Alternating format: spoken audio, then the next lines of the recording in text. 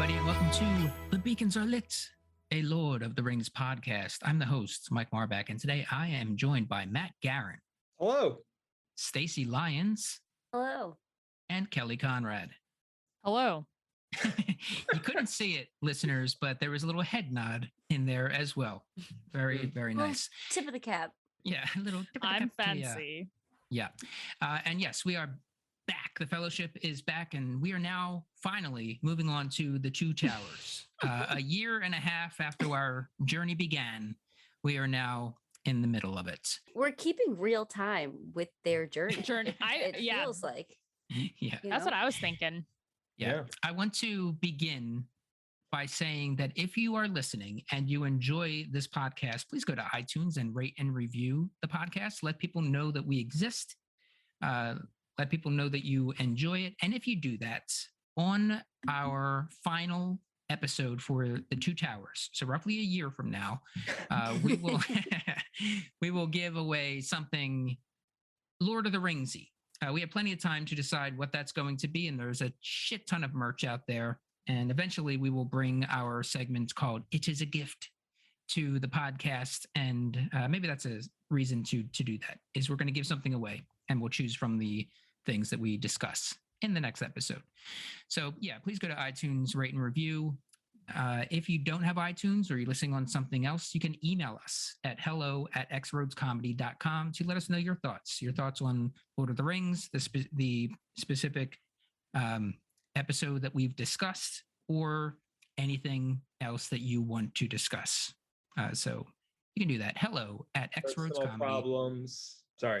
Yeah, absolutely. And like need advice. Like we've collectively all been through stuff, so we could probably help you out. Mm-hmm. Yeah, and we will probably find a way to tie it into Lord of the Rings as well. We exclusively use situations from Lord of the Rings to help advise people who have problems. So. It is our Bible. Mm-hmm. Yeah. It is our Bible. We are not well. We're sick. Yeah, we're sick. Yeah. As a matter of fact, please send us some email addresses so that we can send you our personal problems and you can help us be well. All right, Matt. I'm just so happy to be back watching this movie. So I said, oh my God, Matt, I really want to express it. Like just minute one, just as soon as the score starts, you're just like, here we go. Like exactly, strap in. Like, great. This is the best thing we can do. Yeah. It was really nice to see you once again. Yeah. The text came on the screen. The violin started up. And I was like, it was like a switch flipped. Like, usually it takes me a minute to get into movies. It did not take me any time at all. I was just excited. Yeah.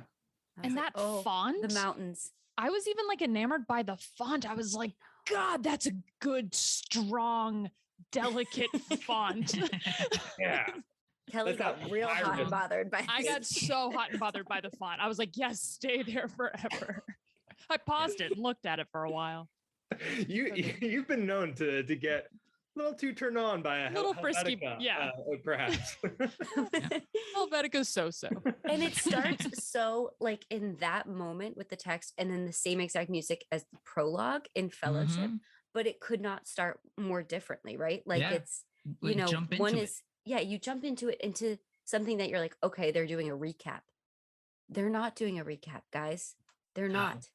They weren't. No. And that part always got me. When you think it's just going to be the scene again, and then maybe like a couple other scenes.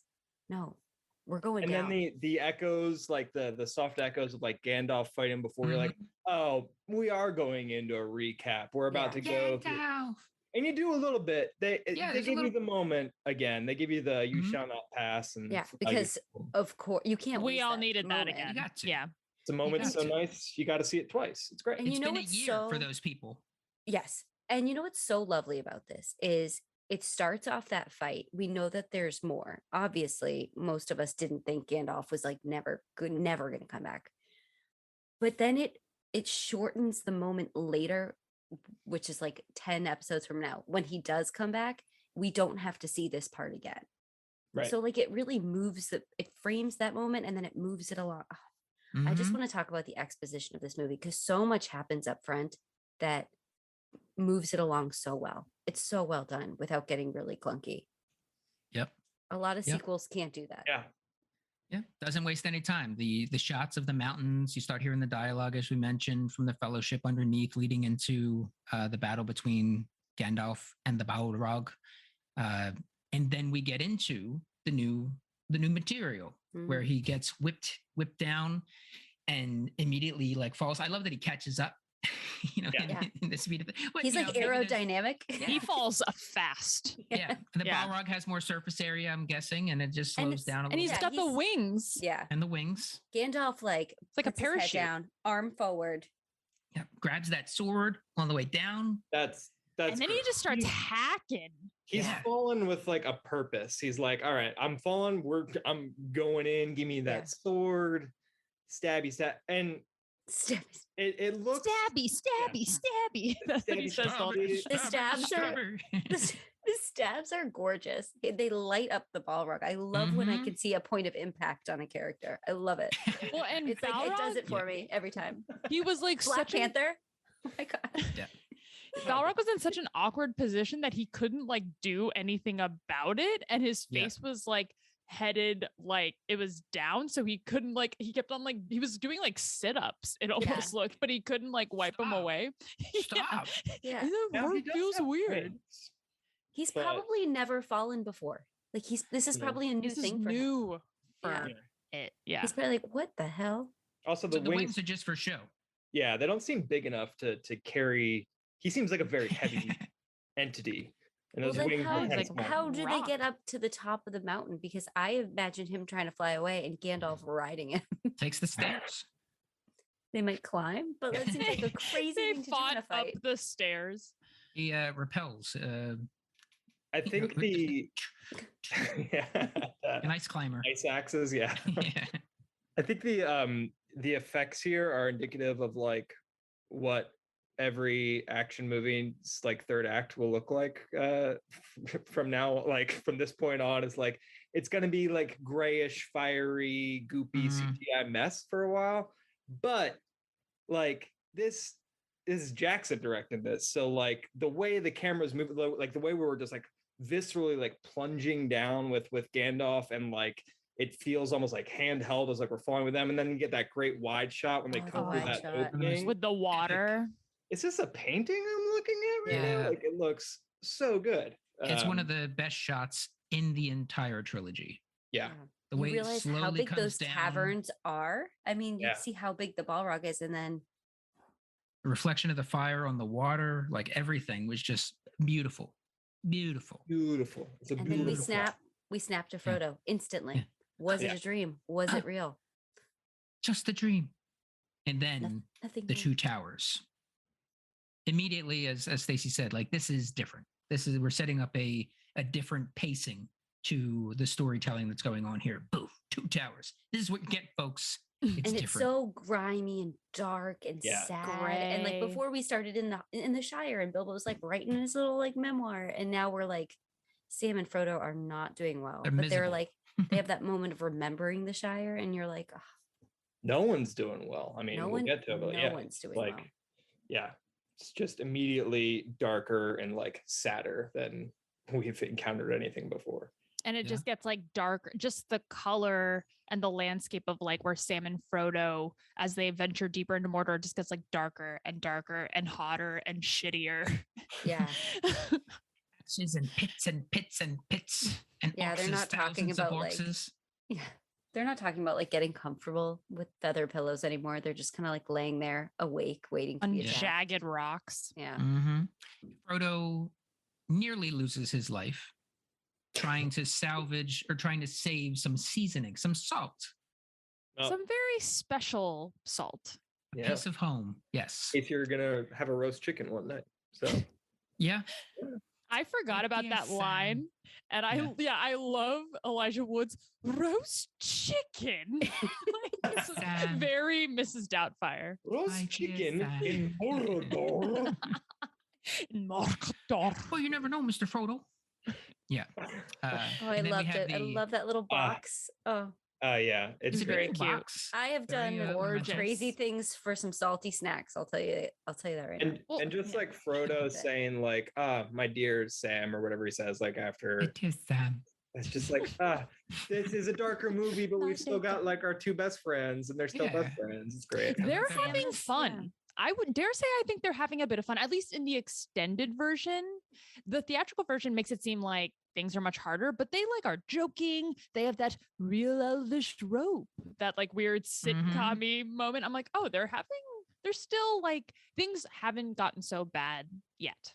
They have good chemistry, and I think Sam is such an optimistic person that it lends itself really nicely to them having some moments of levity. But also they're not in immediate they're probably the only ones who are not in immediate danger. Like they're heading into the belly of the beast, but as far as they know, like they're fairly safe compared to Merry and Pippin. Yeah, they haven't been like, challenged that much yet from like all that is Mordor. Yeah, and that's why I think all the Gollum stuff is like, so it leads to so much of a rift between them, because this is like where they have to start making decisions about their own safety. And it's when they start to like disagree. Yeah. And before like Gollum shows up, to like they also do like a good job of like not giving us a recap, but like a little reminder of like, we're gonna get to this peak, and like there's Mordor, there's where we're headed, like audience, like remember. Wink wink. And then Frodo, he makes eye contact. He makes the contact with the great eye, and he sees it from across the way. You're like, God, shit, right? That moment, the danger is real. Didn't you feel like he actually like got blown back a little? Like it felt like a moment of impact with him. I think that it was even that sound he did. That moment was the eye attack that he has was very Sam Raimi. That moment. Yeah, it's a very Sam Raimi kind of move. Kelly, just going back just a little bit, Kelly mentioned the elven rope, little comedic moment there. Well, this won't come free in a hurry. That's one of my nuts. And then he just like gives it a little tug. And then there's a laugh track. And yeah, they, as Matt said, sets everything up. They look at Mordor, and the one place in Middle Earth we don't want to see any closer is the one place we're trying to get, and just where we can't get. And then what was the other line here? I don't have the beginning of it. Face it, Mr. Frodo, we're lost. Oh yeah. Frodo. Oh no, Sam says, I don't. Who was it? Frodo. I don't think Gandalf meant for this to happen. I think that was Sam. He says, he didn't mean for a lot of things to happen. Sam, Frodo says, we have the great eye attack. We have another comedic moment. Another comedic moment could be up for a ringer. Oh. And that is when they're checking inventory. What do we have for food? More lembas spread. Lembas spread. And oh, look, more. Yeah. And then the Shire theme coming in as they're kind of sitting around eating some lembas bread. They're literally eating it like, have you guys been to church? Like those communion wafers that kind of get like, they're so dry and they get like stuck in your teeth. Frodo's making it look really hard. Yeah. Like he's like, it's like in the back, like by his molars, and he's like really got to chomp down. But then Sam's like, this is pretty good. I'm like, Frodo's making it seem weird, but maybe they're just like so sick of eating lembas spread. They lembas spread, like they're tired of it, and then he's like, "This is pretty good." I'm like, "Choose a side," Yeah. Like, how do we feel about the bread? What is a real world comparison to lembas bread? I think of it in my mind as like, the Girl Scout shortbread cookies, like a less good version of that. Like I was thinking shortbread, like an unsweetened shortbread. It kind of looks like a scone to me. Like it looks scone material. It's very soft. Just, you're right. Packed with protein. Yeah, I guess so. It's if a little bit's enough to fill up the grown man's stomach, it's gotta be. I don't know how the chemistry of it works. Well, it's not chemistry, it's magic. Magic. I don't know how two different things. I would assume that it tastes good, like it's made by the elves. So Legolas seemed to love it. He was like, just that one little bite is all I need. And Merry and Pippin ate like 6 of them, so it can't have been terrible. Yeah. And I think like the elves, they're gonna make good bread. Like maybe it's a little stale. Do we think that their bread could get a little dry? What I think it's is not that really it wrapped doesn't well. taste like anything. I think that's part of the reason why they just kept going. I think it probably is tasteless, and you don't really know how much you are eating. This is my Interesting take on take. lembas. I bet I'm gonna look it up right now, but I bet someone's posted a recipe, like a copycat lambus bread. Found the scribbling in Tolkien's nightstand. Oh, because he definitely sat awake like nights, like baking bread, being like, "We got to get this right." For sure. Yeah. Yeah. All right. While you're doing that, Absolutely, someone's done it. we can move on. Sitting in the rain. Mike, may I interrupt you? Before we move on to the rain, No. can we just take a minute? Oh, so sorry. Too late. Can we just take a minute and appreciate Sean Astin's delivery of "those rain clouds might"? Yeah. I rewatching it. I was like, "Oh, that's so nothing dampens your spirits, does it, Sam?" And then he looks over his shoulder. The camera's all close. Those rain clouds might. Yeah, love that moment. Pretty good. That was some nice dialogue. It's a worthy interruption. I would hope so. And if not, sorry. Sorry. I didn't like it. Cut it. I don't want it. All right. So they're sitting in the rain. Gollum is kind of peering over them and talking to himself, doing the Gollum. Quite loudly. Yeah. You thieves, you filthy little thieves. Where is it? They stole it from us. They were waiting for him. And then they kind of get into a little fight, a little tussle with Gollum. And not a good time to be talking out loud. No, he has no subtlety. Frodo and Sam were on the same page. Like, do you think they discussed, like, if someone sneaks up on us, we're going to pretend to be asleep and then we're going to grab him? Like, that was synchronized. Yeah, I think so. I think they had they hatched a little plan because, as we've discussed in our previous podcasts covering Fellowship, Gollum doesn't seem to be too good at hiding. And as Kelly pointed out, he was talking pretty loudly too.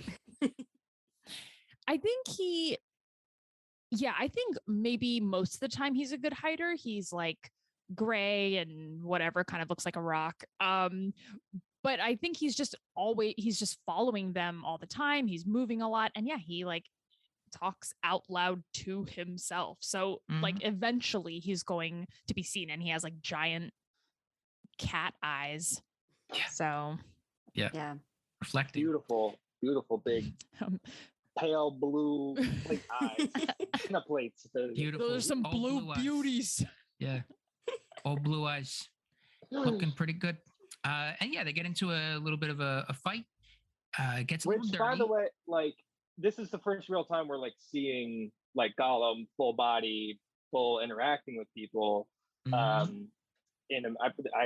probably showed some in the trailer. I don't know, but like, crazy way to introduce him to like have this fully CGI character wrestling with real people, and it looks fucking great. Like, I don't know how it looks better than most movies do now, but like they paid so much care and attention to it that like it doesn't even phase you, and it feels like visceral and real to have this fake character show up. Nominee for biggest entrance. Hey, was Jar Jar Binks CGI? Was he like, how did they do him? Because I know Andy Serkis was like, what, stop? Yeah, motion capture. Yeah, whatever it is. Yeah, I forget the guy's name. But yeah, he was the first CGI character, and then I think Gollum was like the next one. CGI character in a real prison movie. Shout out to Andy Serkis. What can't he do? Like, fuck, like in 2 minutes, Gollum is terrifying, pitiful, sympathetic, and funny. Like in 2 minutes, he's like, holy shit, I don't know how I feel about this character. I'm already conflicted about this character and like what to do with him and how to treat him. It's great. Yeah. Well, and we, pardon me, you can cut this if we've already talked about this, but they initially, I think Andy Serkis was like brought on to just do vocal work, but then when they realized, oh shit, this dude makes such amazing expressions and he just is Gollum, they then took him in, and that's when they incorporated more of Andy Serkis into the character and like did like a bunch of weird CGI effects to like map Andy Serkis's expression like onto Gollum. I was like, oh, that's amazing. Yeah. He was so good that they're like, we kind of need you to do everything now. We need to invent a new technology, basically. Yeah, because we need you to be Gollum. And apparently, fun fact, I don't know if y'all know this, Andy Serkis reads the audio book. No, the audio book for the trilogy. He does all of the voices. Stop. Yeah, and I haven't listened to it yet, but it was the most difficult thing I've ever had to do. And hey, I believe it. Yeah. Audiobook work has to be grueling. Like just I think they're in there for especially like super Tolkien. long days. Yeah. The and trying to guy do all the voices. quick shout out to Guinness Book of World Records holder Roy Dotrice, who did the Game of Thrones book. And so he's in there for doing the most amount of different voices per book, which is something like upwards of 200 different like inflections and voices he did. Ooh, he also played the pyromancer in Game of Thrones. So shout out to him. He died recently. That you have that information in your brain and can just pull those weird facts out so effortlessly. I really liked him, and I listened to a lot of the audiobooks for them. And he was originally supposed to be Grandmeister Pycelle, but then couldn't do it or got sick or something, and that's why he was the pyromancer later on. They just wanted to get him in. Yeah, his work on the audiobooks was very good, but also at times very uncomfortable when he was doing the different sex scenes and playing like both parts. It was he weird. was like 100 years old, Mike. Yes, he was. Yeah, it was very. Get your mind out of the gutter, Mike. That's where the it's taking place in the gutter. That's where the things It are. is a sex scene. Yeah. So getting back to this just a bit. There's a fight going on. Circus.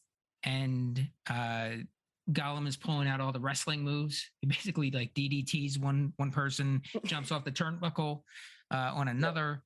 And then when they finally catch him, and that very quick turn to cry from like rage to that scream. I love the way Elijah Wood says, or I'll cut your throat. Oh, this is good. You've seen it before. Haven't you? Scary in that moment, and then you're like, oh, release him or I'll cut your throat. So you cannot wield it. None of us can. None of us can. We should do audiobooks. And he offers his service, such as it is, and the Black Gate, you will take us there, but not before Sam is like, no, I don't trust you. He pulls it back.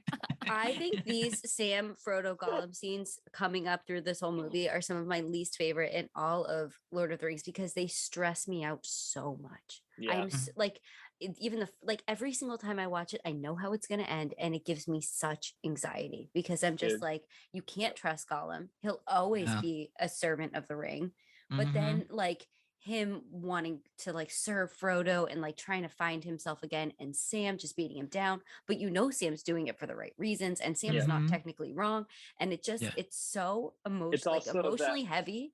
It's stressful because it's also like, speaking of sitcoms, it's that like sitcom-y premise later on in the movie, or maybe in Return of the King, when like Sam gets turned against Gollum, and they're like, no, just talk to each other, like just talk to each other. The crumbs on his shirt or something. Oh, the crumbs. The crumbs. Oh my god. Yeah. Oh, that's so heartbreaking. I do not look forward to talking about that scene. No. I don't look forward to letting people know now. I don't want to talk about like any of these scenes. And the first 30 minutes of this movie was so much of these scenes, and I was just like, oh man, this is tough. Yeah. So we got hard. That. I don't believe you. Pulls him back. Frodo asks him to take them to Mordor, and you will lead us to the Black Gate. Yeah, I'll do it. I swear on the precious. Oh man! And then he's fighting himself as he leads them, doing the Smeagol Gollum deal, and ashes and pits and pits and pits and oxes, thousands of oxes, and always with the great eye watching. Sam thinks he's left them, and this way, hobbits. So then he kind of pulls. This way, hobbits. Yes. That's good, Matt. Yeah, not bad Matt at is all. a really good. We should just make him do it for the rest of the Yeah, throw me the Yeah, lines because I can't remember. Yeah, I'll send you a script. I'll send you some cool reads. Yeah, anything more on the scene? The introduction of full introduction of Gollum. The He's fights. dramatic. He can be Quite a nom for most dramatic. Oh, absolutely, Kelly. He's so dramatic.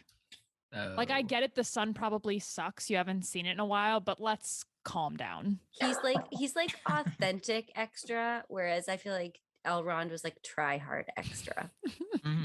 Yeah, that's true. Although I'm still not totally sold on how extra you guys think Elrond is. I know. Just I can't get past it. He is a little bit extra. You swayed me a little bit. So then we go to Saruman's troops, who are on a rendezvous, some Uruk-hai with some Orcs, and you late, arguing over who gets to give Saruman the hobbits. And Merry is sick; he needs some water. And they give him some sort of orc goo. beerish, orc goo. What do we think that is? He says drought. He says drought. Is that a thing? Which is like a draft. It's like a beerish sort of. It's what's thing. on draft in Saruman's caves. Yeah. He's got I figured it was don't like drink, okay, listeners. So before anybody jumps down my throat. No, I always thought it was like you know how they're like born in mud. I thought it was like they had to like the amniotic fluid, like the people that eat the placenta. Yeah. Like they do it their whole lives. Them. It looks like gasoline. It really does. Yeah. So more I'm balsamic like vinaigrette, but like really thick.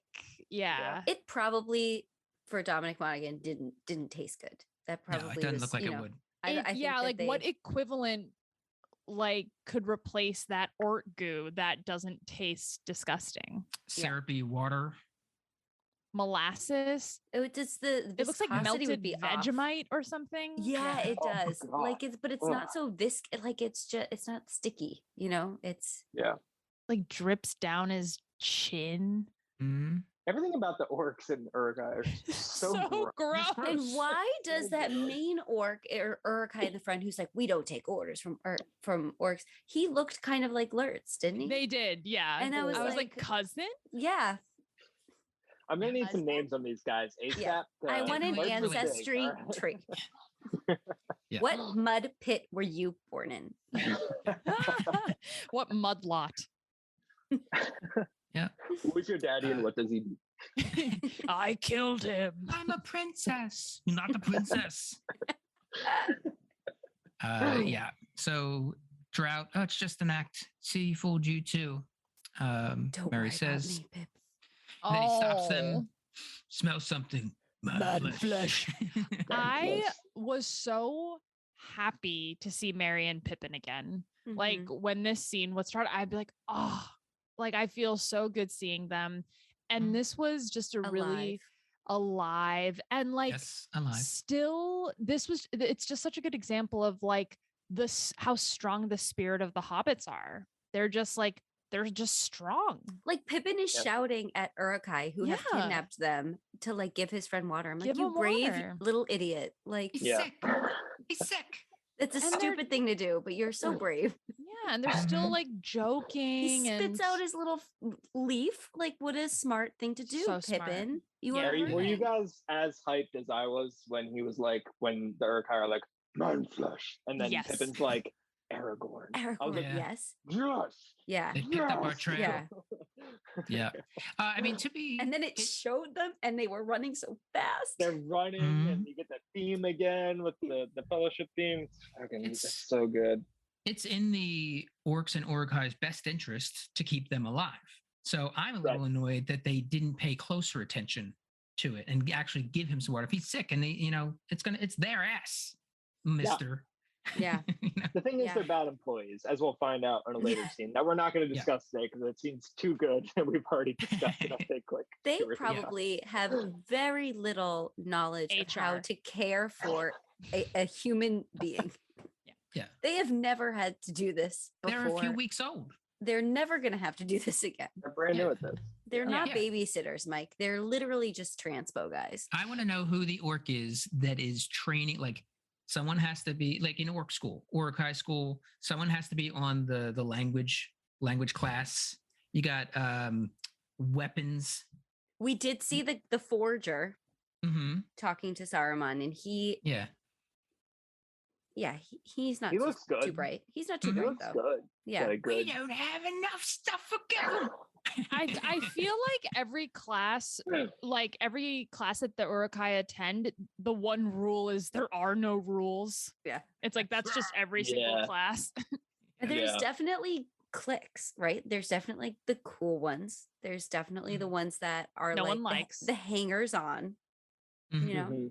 Yeah. There's ones with helmets, there's ones without helmets. There's ones that are creepier than others, and ones who are maybe seem a little cooler. And then the there's cooler ones Urukai. take better care of their hair. Did you notice that? Yeah, they have it like up in like a Ariana half pony. Yes, like exactly. Lurtz's cousin. Like Lurtz had gorgeous hair. He had like Ariana Grande hair. Like, how did we not bring that up? Yeah. And there's also, because we learn later with the Eomer scene, that these orcs are not from Mordor. So you probably have a mixing of orcs too. So, that cafeteria is a tinderbox. Ariana Grande. Yeah, it is. So they picked up our trail. Aragorn. Pippin drops the elven pins. What do you call that? It's not a pin. Not idly to That's the something that leaves holds of Lorien fall. the cloth together. I would say clasp. Clasp. A I like clasp. clasp. And how satisfying is it when the one Urukai steps on it and you're like, oh, that is like that's not going not anywhere. going anywhere. Yeah. Perfect. I'm like, take that, orc. Or Urukai. Yes, and then we cut right to the Fellowship. Aragorn, their pace has quickened. They must have caught our scent. And then you have the theme coming in over them, running over the mountainside. Pretty epic. Really? Aragorn finds the pin. How about that? He's a ranger. He's a ranger. He knows what it means. He knows that clasp is not coming off unless that's right. Do the leaves of Lorien fall?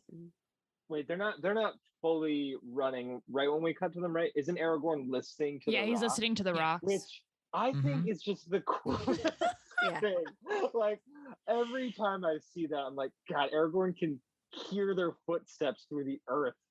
His eyes are closed. He's like so cool. Focused. Aragorn I imagine Matt at like 13 years old going out to the listening woods, to all the rocks and being like, I can't hear shit. Like, asking my friends what their elven eyes see. Like, Aragorn, you can just call Legolas's eyes. You don't have to call out that they're elvish. And Orlando Bloom once again has so few lines, and he says them so he they're puts his badly. He like they probably took lines away from him, but he tries so hard. You know what I mean? Yeah. Like he definitely practiced. It's his first movie, but he just isn't. He never but really got a handle on who Legolas was. I feel like no, and don't get me wrong; those lines are probably not easy to say and deliver, but they took the worst moments of his dialogue in Fellowship and just multiplied it. Like the amount of bad dialogue, all of his dialogue is bad in the first like 30 minutes that we watched for this episode. So brutal. That being said, I loved him so much. Oh, obsessed. Cardboard cutout. Cardboard cutout. Exactly. Okay. Sure. Freshman year photo. I don't want people to think we think he's without merit. And it's also cool because it's like it's kind of like another like detail of like their kind of superpowers a little bit, right? Where you're like, oh, Aragorn is this kind of like special breed, or maybe he's just such a great tracker that he can hear their footsteps, and Legolas can see super far, and Gimli is meant for sprinting, I guess. I don't know. He's now he firmly becomes comedic relief in this. Yes, this was his like kind of, what do they call that? Like not like revamping.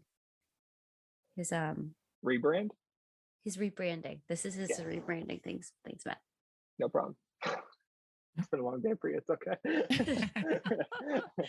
I'm hanging on by a thread. Yeah, I think it's normal, not normal, but I can see how he can hear through the, because the rock being conductor of sound, and the ground, he's a tracker. He does have heightened Feel the senses. vibrations. Yeah. So I can get behind that. I didn't really have a problem with Legolas's lines. In this one, I'm curious, what specifically didn't you like? I think maybe the lines themselves are okay, or it's like, but they come with like that elvish like tinge of like royalty and distinguishedness, and like Orlando doesn't give that off. It's kind of like so like it'd be like me trying to do like Shakespeare or something. Like it just doesn't like match a little bit maybe, but it's not enough to take me out of it. I don't know. It takes me out of it slightly only because now I've clocked it in as something that that feels off, but specifically the line in the first 30 minutes, the running as if the whips of their masters were behind them. Yeah. It's like, who are you even talking? No, he throws a very in there. He throws it's like they run as if the very whips of their masters are behind them. Yeah. Like shut up, dude. We all know they're running fast. Like you're just saying that they're running fast. It's a problem that I think a lot of the elves have in this movie, where you're right, it is supposed to be like so highbrow, but up until this moment, I think by the end of Two Towers, they've rectified it a bit, but they don't give him anything other than elf who can see very, very far away. And so like, that's like what he's shoehorned into. So he's just shouting out things and hoping they stick. Yeah, there's like not much else to him. He's still like the most one-dimensional character thus far. Like Gimli starts to get some comedic relief. And I think by the end, his friendship with Gimli, it develops and it makes him more of like, oh yeah, here we go. But he's just he gets so like wooden sometimes. I don't know. Yeah. There was like bringing up the line that you mentioned here with the very whips of their masters are at their backs. There's a similar line from Aragorn. There's something strange at work here. Some evil gives speed to these creatures, sets its will against us. I know, but when Aragorn says it, I fucking love it. Yeah, because he says it in this like gritty way, and we've seen so many sides of Aragorn now, but like Legolas, we haven't seen anything from him. I do, but sorry to interrupt, Stacey. I do, Mike, since you bring up that line is kind of weird. Don't get me wrong. It's cool because Aragorn is doing it and he's like so serious and he's like kind of winded and breathing heavy. And it's like, we all think it's hot, but it kind of sounds like he's getting more and more of a lisp. And then by the last line, he's like, sets his will against us. Like, again, Mrs. Doubtfire losing like the dentures in like during dinner. Like I always kind of thought that. So now I can't unthink that. But other than that lisp that gets weird, that line's definitely cooler than Aragorn's dialogue. Yeah. Then we have Legolas, what do you off I see, as we mentioned. And of course, we get that classic line, they're taking the hopeless to Isengard. Oh, man. Yeah. Have y'all watched that video recently? Maybe I should have watched it in preparation for this, but the video that they made like a video of that line of dialogue. Have you not seen that? Don't think so. Oh my goodness. I wish I could describe it better, but I don't know how to talk about the internet. Will you send it? Absolutely, I will. Thank you. Yes, send it and we will include it in a link. It was under like the that podcast notes. It was like that phase of like videos that it's like a remix. It's like a whole like remix song. Of just that line. Boil them, mash them, stick them in a stew. Boil them. That one. There was one for that as well. Yeah. I'll find it and I'll send it along. Yeah. That was like every internet video for like 4 years, I feel like. It was a thing. It was a really weird phase in videos. Give me more of that. I'm tired of watching.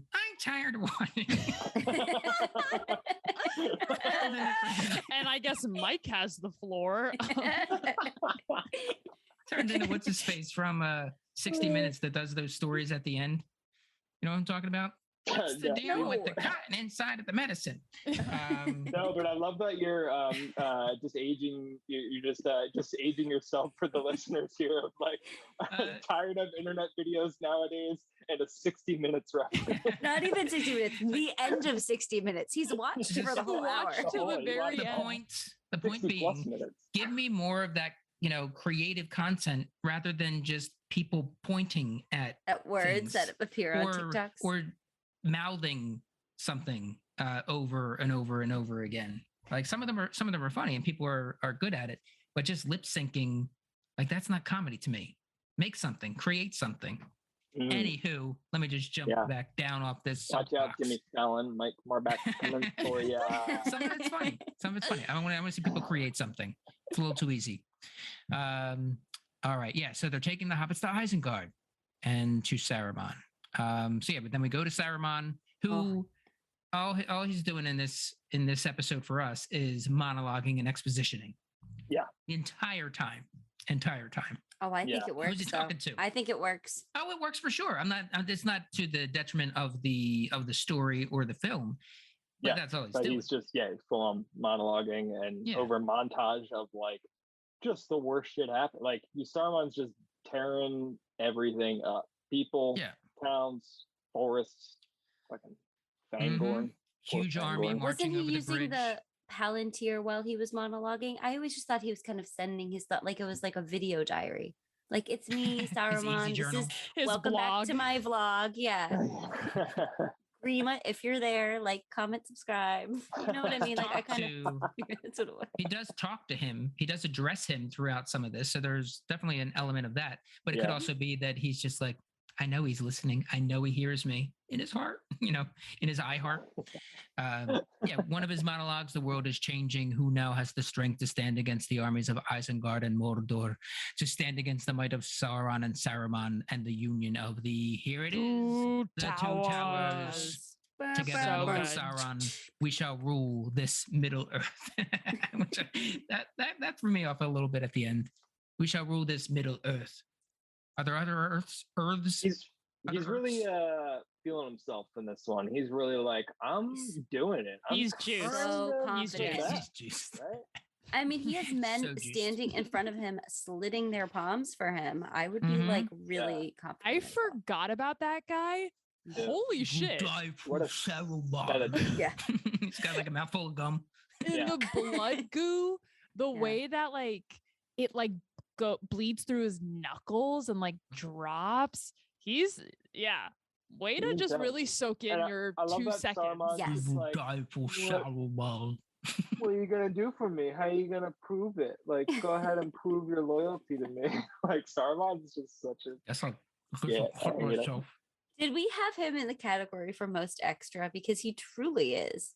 Saruman? Crazy extra. Oh, he's going to be in there this. Okay, good. This time he does come alive a little bit more in this one. Yeah. Is most extra different than most dramatic? No, that's just what I. Okay, say. Same. Okay. Yeah, the old I like world most extra though. Yeah. In the fires of industry, we have chopping and clanging, the sword and the spear and the iron fist of the orc. We get more Urukai getting birthed. And you get the one orc that's like checking the dude's like jib what out. is he checking for? Like they're ugly enough. They're literally all deformed. How would he know if something were wrong? Well, he's checking to make sure they don't look too good. Maybe one comes out like the hot ones go to the library or whatever. Like the crazy eye of the gremlin. It's like eyes go in 2 different ways. That was so gross. Yeah. And then you have the orc inspecting the Urukai, and then you have the forager. But my lord, there's too many. I love this forager advocating for orc rights. He's like, we don't have enough people.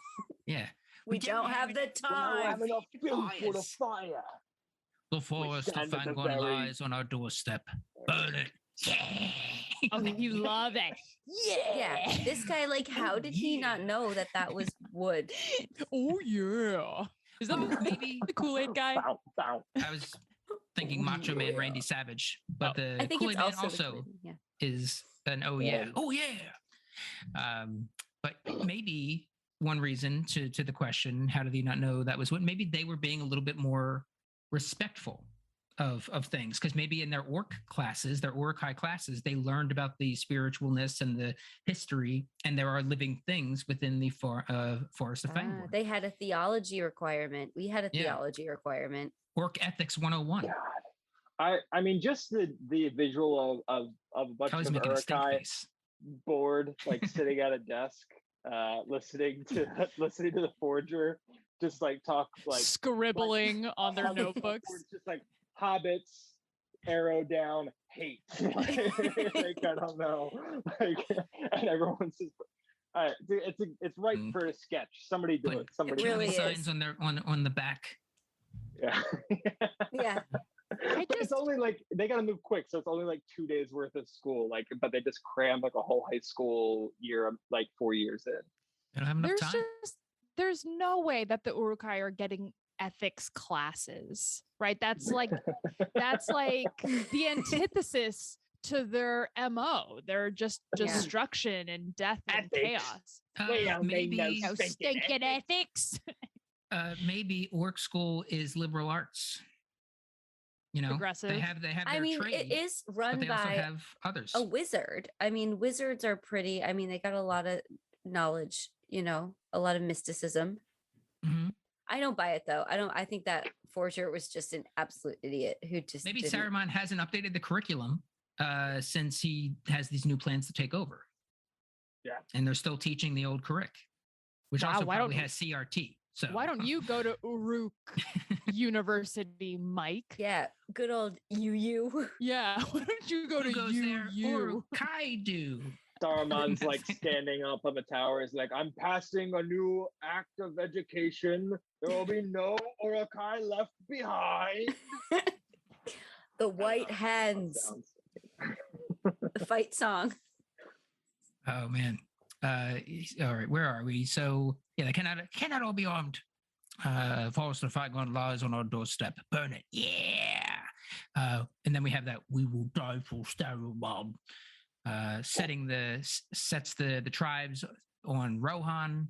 You have Eothane and Freda getting sent away from their mom. That Freda is so good. Yeah. That young actress. Holy shit. I mean, that's out of nowhere. Out of nowhere. She just like turns it on. I mean, that's what's like so, I think another thing that's so wonderful about these movies is that there's nothing is wasted. Like these small moments are still so emotionally charged.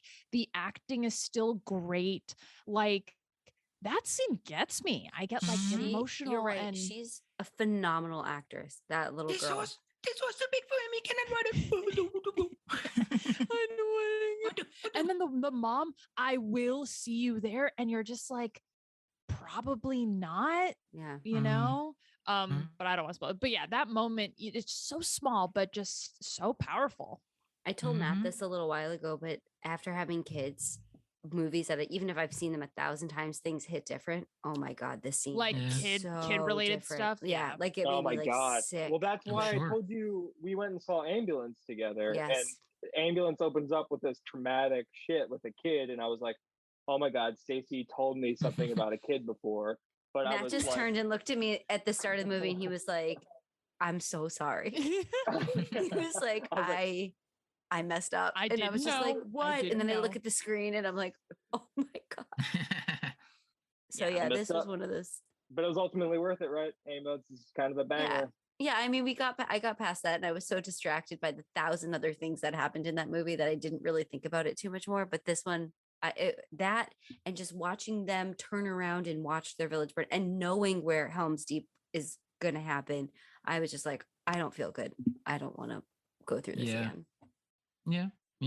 And then it's just a lot of shots of the tribes pillaging the town as Eothane and Freda look down on their lives. Honestly, destroyed. These names, you were saying Eothane and Freda, I've never heard these names before. I honestly don't remember them having an arc. So this is going to be an interesting rewatch for me. I'm gonna try to track. I think he's the one like towards the end where they're like some too old and some too young and they're putting a giant helmet on him right before Helm's Deep. I think that's him, right? I remember now. That'll be fun to watch. Yeah. But yeah, Freda, they say fairly clearly. I think Eothane is the one that's kind of a little bit mumbled, but that's what the mom says it. Yeah, when she's like giving them instructions. Father says the horse is too big for him. Yeah. Can I ride it? I don't want to leave. Yeah. Freda's great. Yeah. That's and then we go to so, like we're just speeding through like pillaging of an entire town. You know, it's like, a montage. Yeah, it's a montage, but it's like it's a montage. What are you gonna do? It's a montage, right? It also sets up some politics, and I kind of like when we get into this. It's like real human stuff, you know. Like we're getting into like, oh, Rohan, what took your lands, and now you're Tell humans, people are but you're coming fighting back, yeah. it's humans fighting humans. It gets into like realms and land and all that stuff. And I think that's really interesting. Yeah. Yeah. Make Which Middle they Earth don't great again. which they don't spend too much, if any, time on. All right, so we go to Eomer and the riders of Rohan. So they find Theodred, son of Theoden, and heir to the throne of Rohan. That's where he says these orcs are not from Mordor. They're taking Theodred to Edoras. That's where they're taking him, right? Yeah. Edoras. He looks like he's Edoras. 20 years old. And by the way, when you were that wounded in battle, getting on a horse and riding it like that just can't be good. He looks so funny when they're riding him back in the he's in front of Carl Urban and he's just like a lit, like dummy. Like it's so funny looking. You would think that they could have come up with like a little like it's like a stretcher situation. Maybe put it between two horses, one a little drag behind. He's just an arm by the time we get back to Edoras. I was gonna say Carl Urban as Eomer looks great, in my opinion. Or are you out of your mind? I wouldn't have to be the one to bring it up. So. Gorgeous. No, I was gonna bring it up. Okay, good. Yeah. He looks very, very good.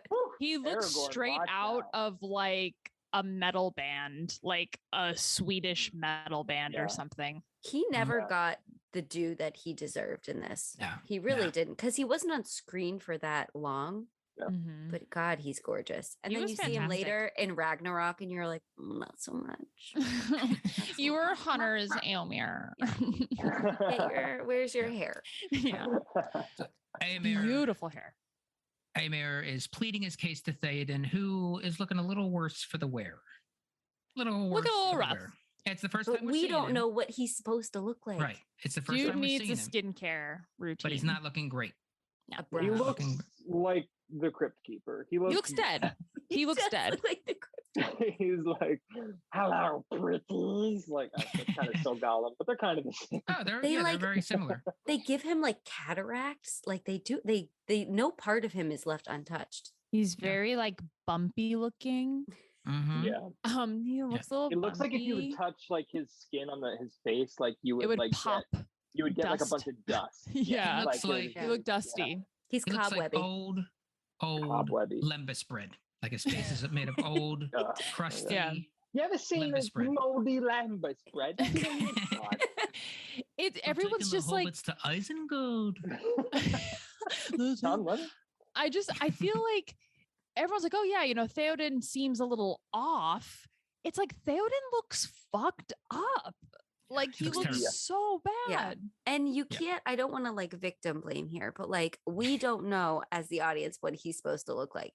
His niece and nephew do know exactly what he's supposed to look like and definitely saw him transform. I imagine they just don't know what they can do about it. And that's fair. Like, what would you do about it? Except for like continue to try to plead with him. But like, I would have loved to. How is he even still trying? You know what I mean? Like, I would just be like, man. I would love a comedic beat of Eomer like returning, because you got to think these riders are on. They're probably out for a long time. Like they've probably been out for weeks or maybe even a month. I don't know. Maybe comes back to Edoras, sees like I want to see him walk in the door and I want to see the reaction shot. Just like, oh dear God. Uncle King, I come with terrible news. Maybe he's bringing him some soup and he spills the soup. Uncle King, what the hell? Comes in holding Theodred and just like drops him dead. Like, Goink. Hello, Uncle. What happened? Spit take. He sees him.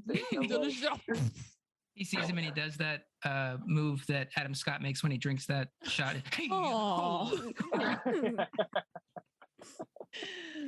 Yeah. So yeah, then you get him. You get Grima in his ear. Wormtongue coming around. Let's Dork for the win. Dork. He was born. So couldn't dude, have been anybody else. He looks like Wormtongue in every movie he's in.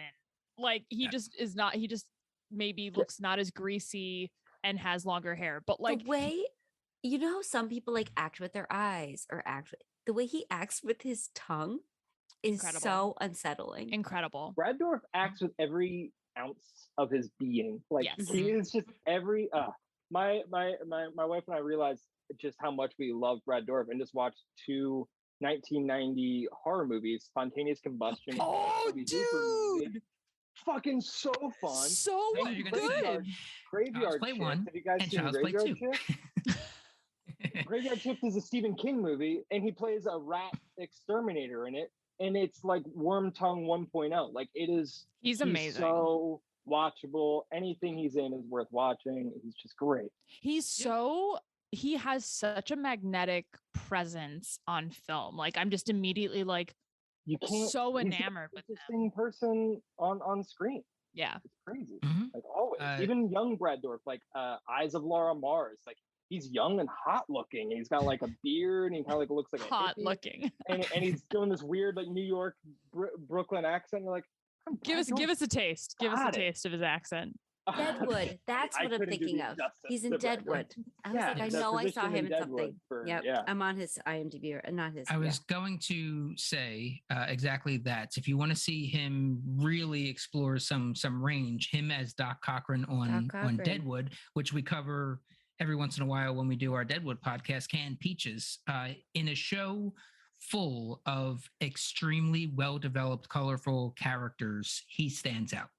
I know, it's crazy. He's incredible. If you ever need somebody for a Deadwood episode, and I'm here just saying, but he's so good in it. It's crazy. Like, Exorcist 3, he's amazing. Yeah. Yes. Exorcist 3, as the sequels in the 80s and 90s go, they don't have a great reputation. Exorcist 3 is really good. Very good. Very, very good. Yeah. Yeah, with the great George C. Scott. You don't need to see 2. You can even skip 2 because you can skip 3 2. just kind of ignores 2 entirely, and nobody acknowledges 2. Yeah, it's pretty great. Yeah. All right, so that concludes Dourif Corner. Or some Dourif heads, yeah. Dourif's Corner. So he goes in, and Wormtongue is there. Why lay these troubles on an already troubled mind? He's had enough of your warmongering, and that reaction from Eomer there. Warmongering? Like, and then just like you see him like shove him up against the wall. Oh, I love it. Yeah. What did they promise you? Oh wait, that's more Sam. What did they promise you? What did they promise you? And then Brad Dourif just like looks over at Eowyn. Creepy. Have we already seen the scene where they're looking at Theodred's body and they realize he's not going to make it? I think that's that's a little later. Yeah. That's later. Okay. Yeah. Yep. I forgot that he lived. I was like, oh, they didn't just find him dead. Well, he does. Yeah. Okay. I don't want to be. Theodred dies, Matt. He's breathing when they find him, but he's like pretty much a goner. Yeah, like his dad had the chance to say goodbye to him, and Wormtongue took that away, and I find that like very tragic. Also, that is tragic. Yeah, I forgot about that. Because when he comes to, like the first thing he says is like, "Where's my son?" Brutal. Yeah. Never has it grown on the graves of my forebears. Now it grows on the grave of my son. We're getting ahead. Yeah, I know we're getting ahead, but I cannot wait. It's relevant Bernard now. Hill. It's relevant now because you see Eomer and Eowyn just being so like hopeless. I mean, like you have to come back. You have to say goodbye to your son. Like, because they give each other that look and they're like, we know he's gonna die. That's like what I was trying to get to. But yeah. Too long have you watched my sister? Then you see much Eomer, son of Eamond. Too much. Get the fuck out. And he's got a whole band of hoodlums. Like, you can't tell me to get out. This ain't your kingdom. You ain't the king. He's like, oh, it ain't me. Shows him, flashes the paper. And it's literally signature. like, oh my gosh, the worst signature. It's like you signed it on a Google Doc. It's literally like if someone put that signature on like a hospital paper, they'd be like, you're having a stroke. You need to be admitted immediately. I love that you see the face drooping. You see the pen, like you see the pen falling, like at the bottom, like it just kind of runs off the page, like it's. In terms of scenes we wish we saw, I wish we saw him signing that piece of paper and just like holding his hand over his hand and him and like signed. Falling. Okay, it's literally Weekend at Bernard Hill. Weekend at Bernard. Weekend at Bernard. Yeah. So he gets banished. So that's a shame. Classic. Yeah, that That's signature a cannot be shame. binding. That's a shame. He Yeah. gets banished. That's a shame. And But his the, boys go with them. Poor Eowyn was just her, Yes. her uncle, her dying cousin, and Grima. And This woman Bad cannot catch a situation. break. Yeah, for her. No Real wonder bad. she just wants to get stabby, you know? yeah. Get stabby. she wants to stabby. Stop. Yeah. Stabby. And then the very next scene is just the fellowship running. Still And running. Legolas having that stupid ass line. What was the line? Yeah. That was the masters were whips. behind them. Oh, okay. Yeah. They run as though the very whips of their masters were behind them. And no one responds because it's dumb. It's Well, like, this is the thing with Legolas's lines in the beginning and why I think I don't like them is because if you imagine that there's not a camera there and your friend is just talking like this, you would just be like, shut up. Like Yeah. you would start no one would ignoring them. respond. Yeah. You would just start being like, this is too much. What would you rather have? Just be like, hey, they're really fast. No, just, just be like, oh, they're picking up speed. We got to go faster. And then like continue on. Or But it's like, he's always taking moments for himself. or I it's like like, it. oh, Legolas, I'd rather run in silence, actually. Yeah, I do You my know, best running. It's hard for Run me to faster talk and when run it's at the same quiet. time. I Yeah. actually have a playlist that I always listen to Yeah. while I run. kinda just so wanna I'm just gonna listen put to my music. headphones in. I like it. All right, so we'll hit winners and losers, and then we'll call this pod a night. Call it a night. We're gonna end it. That's what I'm trying to say. I gotta go. Wrap it up. Legolas there. Yeah. All right. So let's start with the losers. Who is hers? Matt, who was your loser for this section of the film? Man, there's a lot to choose from. There's some real losers. There's some funnier losers. I'm buying for time right now. I think good loser would have to be Oh Eomer. my. Eomer is a loser. He gets kicked out of his home. Nobody's listening to him. His sister's in legitimate serious trouble. Wasn't able to take any of his stuff. Yeah, and his uncle's dying. His king uncle's dying. So Eomer's in a bad spot. He's a who the her. Got it. Yep. Stacy, who's your gonna say loser? Mary, because I kind of had a stomach ache all day today and I was like, oh, so miserable. I cannot imagine having my arms bound around the neck of an Uruk-hai with a large gash in my head, being very, very sick, and just running like that for miles and miles and miles. Like all bumpy and like you're like, That's a lot. He is That's a lot of definitely jostling. like, he's just not having a good time at all. Too And much jostling. I feel for him very much in this. Yeah, way too much jostling. Too much jostling. Kelly, who's your loser? hey there. I'm gonna say Eowyn for reasons we just mentioned. Like she's with Wormtongue, who like probably just is one of those people who you can feel their presence throughout the entire building. Like I can't imagine you can relax or have peace in a building with Wormtongue in it. Yeah. So that sucks. And with her like unwell uncle, her brother's banished, and she, I imagine, just feels very alone and lonely and Her scared. pets' heads are falling off. All she does is Yeah. sit at her cousin's bedside, like watching him Her die. cousin, is like on his deathbed. So She was probably going to marry him if we're like really thinking about it, you know? yeah. And she has like no one since her brother left. She has like no one to like confide in. So yeah, she's my loser. Yeah. My loser is King of Rohan, Yeah. Theoden King. Yeah. For Yeah. obvious reasons. Dude For is looking under the spell. terrible. Looking, for just being physically Just unattractive. moldy. For being a total uggo. For his dermatology. He looks bad. He And lost those are his the only sparkle, reasons. is really what happened. We're really the House of Rohan, is what we're saying. Yeah, Like, yeah, there's just Rohan. It's a clean examples sweep. right now. It's a clean sweep. sweep. Rohan. I said Mary. That's Yeah. Well, for the main characters, it's a clean sweep. okay. All right. And the winners, Kelly. Oh my gosh. Oh my god. Legit surprise. Oh my gosh. Her face. Oh god. You just talk through it, like I Yeah, did. you just yeah. You just chilling out. Nice night, right? How about the weekend heat? Yeah.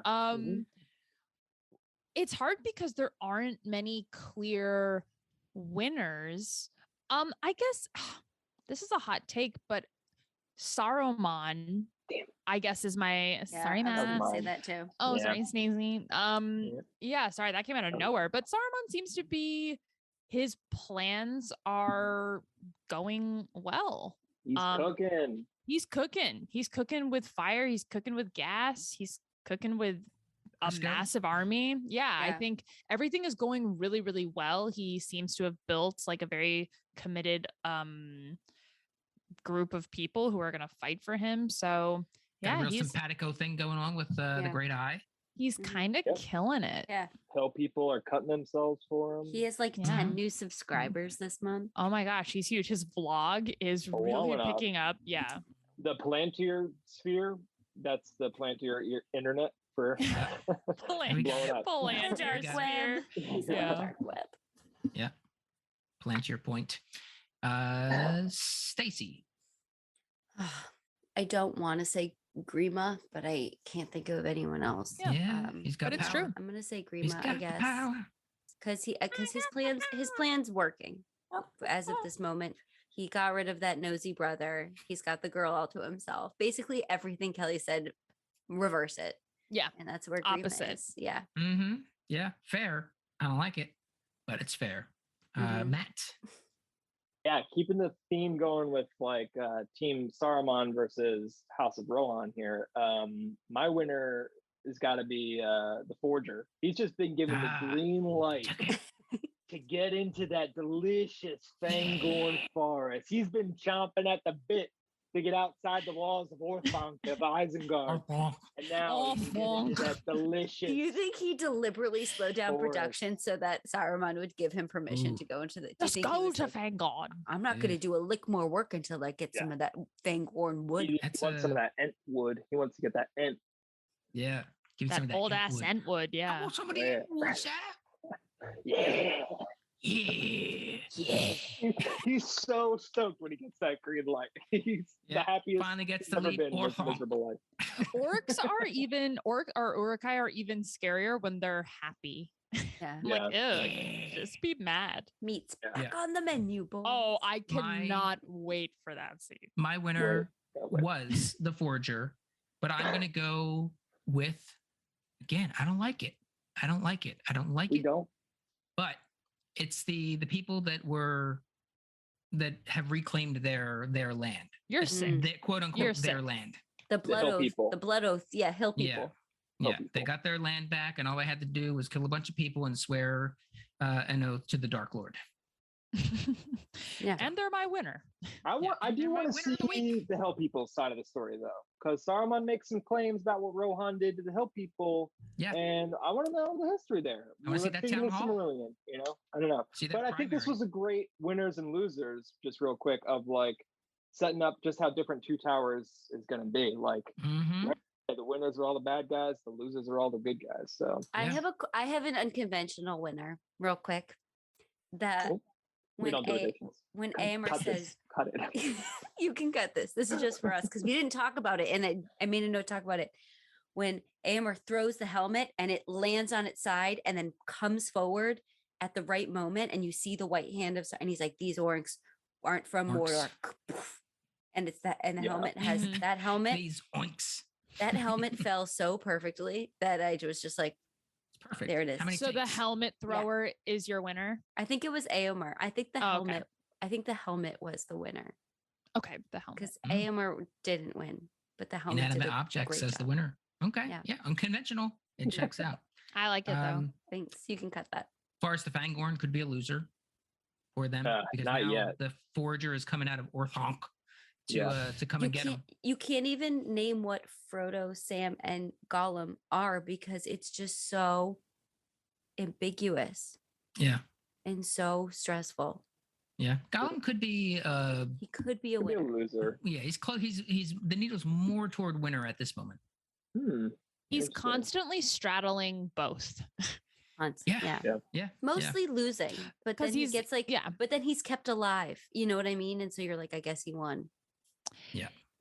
Yeah, I guess it depends on who you ask, but ultimately he is just in service to this thing that's killing him. Yeah. Yeah. All right. Well, that will do it for this episode of The Beacons Are Lit, a Lord of the Rings podcast. We're covering Two Towers, and we will continue with part 2, which will cover another 30 minutes for roughly an hour and a half, it seems. I'm the host, Mike Marbach. Thank you, Kelly. Thank you, Matt. Thank you, Stacy. And thank you all for listening. Bye. Thank you. Bye.